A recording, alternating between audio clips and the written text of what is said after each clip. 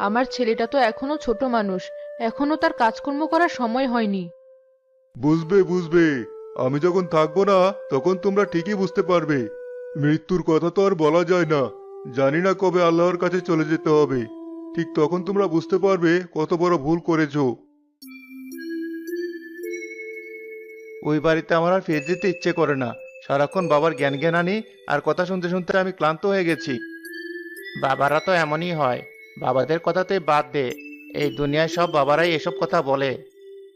তোর তো কোনো ঝামেলা নেই, বড়লোক বাবা তোর, যা চাস তোর বাবা তোকে তাই দেয়। এই তো তোকে কত দামি উপহার দিল, আর আমার বাবাকে দেখ, কিছু একটা চাইলে মুখ এমন ভার করে যেন আমি তার ছেলেই না। এসব কথা বলে কোনো লাভ হবে না। চল, আমরা নদীর পাড়ে যাই, দেখবি ভালো লাগবে।